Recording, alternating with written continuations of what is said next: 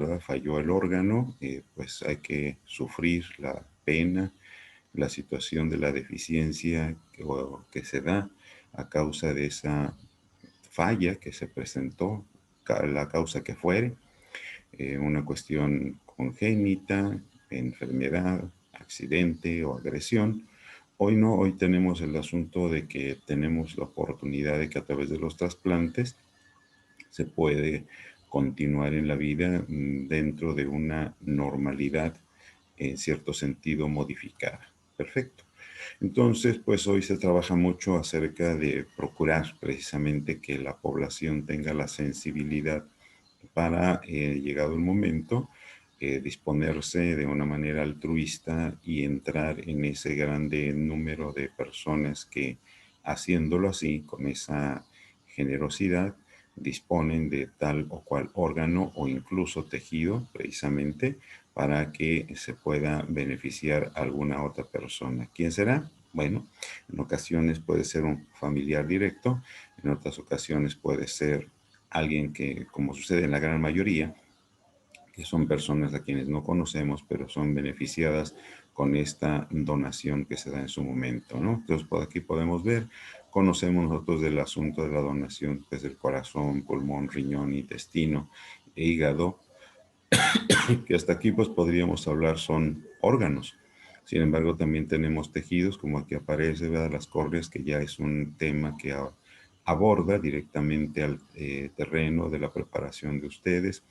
El caso del hueso, piel, válvulas cardíacas, sangre, tendones, médula ósea, cartílago. En fin, el terreno es muy amplio.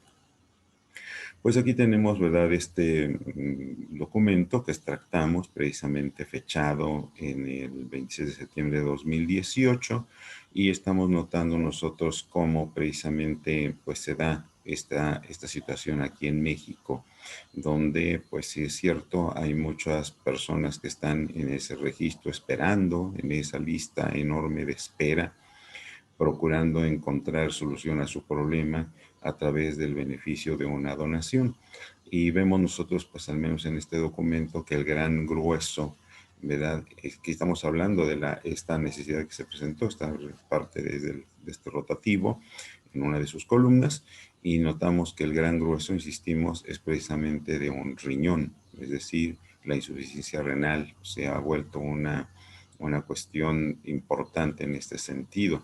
Pero notemos que al menos en este documento se está haciendo mención de una manera directa al asunto de la córnea. Va en segundo lugar y después viene el hígado, en fin. Y pues hablando en este dato, ¿verdad? Todos sabemos que la estadística pues no es del momento, recogiendo información del periodo inmediato anterior, pues tenemos aquí que ya en lo que se refiere a ya para la práctica, veamos que la cuestión de la córnea, el trasplante de córnea en cualquiera de sus dos versiones o en forma conjunta, es decir, lamelar o profunda, pues se llevó las palmas, ¿verdad? Fue el que más se realizó en el 2017.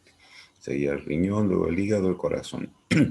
Sin embargo, pues habiéndolo institucionalmente, pues es el Seguro Social el que se lleva la mayor parte por su población derechohabiente y pues aquí vemos también este otro asunto, ¿no? Con todo, estamos notando que pues es importante que se incremente este tema de los donadores, los que tienen ese sentir, ese deseo de colaborar con alguien para ayudarle.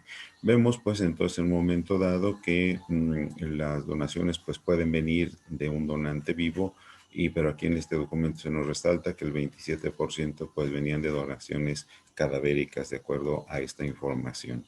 Tenemos entonces que, de acuerdo a la procedencia o el origen del órgano o tejido, puede venir de una persona viva, puede venir de un cadáver, como es propio, ¿no? Si pensamos, por ejemplo, en un corazón, pues invariablemente tendrá que venir de alguien que lamentablemente tuvo que morir para que pues sea beneficiada la persona. Pueden ser tejidos fetales o incluso en su momento tejidos animales y esto no nos debe de causar ninguna extrañeza. Hasta el día de hoy se sigue trabajando así. Muy bien, entonces ya tocando el tema, enlazándolo precisamente con en la materia que estamos revisando. Conocemos bien los cuatro grandes principios, hemos comentado de un quinto, ¿verdad? Repetimos, la autonomía, la beneficencia, la no maleficencia, tenemos la justicia y por otra parte el de la solidaridad. Bueno, pues entonces no basta esa tetralogía, es decir, los cuatro grandes principios, sino que se requiere, aquí nos dice esta información, el cultivo de virtudes, es decir, como ya hemos comentado, para que pueda avanzar este tema de la donación de órganos y en esa oportunidad, bueno, pues esta cuestión, como decimos en ocasiones, de ponerse en los zapatos del otro para que haya el cuidado del enfermo, el estar por él, pensar, preocuparse, ayudarle precisamente la ética del cuidado, ¿no? Que más bien entra ya en un conjunto en los cinco grandes principios, y resaltando en este caso el de la solidaridad. Bien, estos símbolos pues invariablemente tienen su propio significado. Entendemos el moñito del dolor, del luto, porque entendemos que alguien ha partido, y pues también, ¿verdad?, el asunto de la muerte, que en más de una de las ocasiones es lo que le espera como futuro inmediato a quien está dentro de esa grande lista que está en lista de espera de una donación, sea de tejido o sea de órgano. Entonces, pues hoy la cuestión institucionalizada de la muerte o incluso a nivel social ha cambiado, ya no es lo mismo, porque muchas personas que están prácticamente considerando que viven sus últimos días, resulta que pues le llega, podríamos decir, el beneficio o en otros terrenos la bendición, ¿verdad?, de recibir su órgano o tejido que le puede mejorar, por un lado, su calidad de vida o por el otro, pues darle esperanzas de unos añitos más. Bien, entonces, pues tenemos nosotros la información que recibimos ya a través de los medios científicos o bien de las comunicaciones generales que se van dando acerca de los avances que tiene la ciencia médica,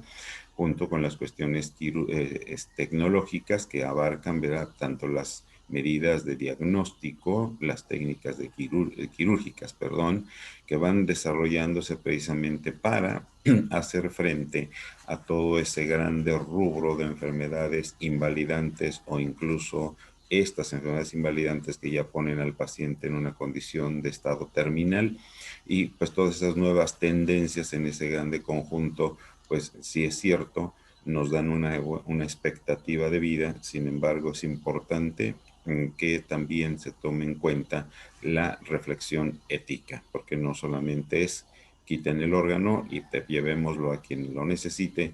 Hay todo un escenario detrás de esto, que es precisamente la esencia de la materia que estamos revisando en esta oportunidad. Entonces, los trasplantes de órganos pues se convierten invariablemente en una oportunidad de dar vida o mejorar la calidad de vida, aunque aquí no lo anotamos, y pues ya pues, por ahí, ¿verdad?, se ha considerado al día 27 de febrero como el Día Mundial del Trasplante de Órganos. Tenemos esta cuestión que menciona aquí este dato, ¿verdad?, de estadísticas por año, y vemos nosotros que este avance podemos decir que se ha ido dando. No es una columna o un dato muy amplio, pero cuando menos nos permite un escenario general de las cosas, de acuerdo a esto, ¿no? Considerando esta información, tenemos que en el año 2000, pues al menos en el país del Canadá, hubo un total de 1.112 pacientes, trasplantes, y notemos que la gran cantidad, ¿verdad? La gran cantidad de esos órganos o tejidos pues vienen precisamente de un donante muerto, es decir, cadavérico. En Francia, pues, en el 2003, pues, se resalta pues esta información. Italia en el 2003 también. Si tomamos el comparativo, vemos nosotros que pues invariablemente Francia se llevó las palmas en este caso. España surge, ¿verdad?, en el 2009, y tenemos después el Reino Unido, o sea, Inglaterra. Vemos aquí, pues estos más bien vienen siendo como en conjunto con estos otros, ¿no? Entre Francia, Italia, Reino Unido y Estados Unidos, pues notamos que la Unión Americana pues rompió récord en esta parte, pero en todos veamos que se resalta el asunto de que la gran mayoría de estas tejidos u órganos donados han venido precisamente de el paciente o del donante fallecido, es decir, una donación cadavérica.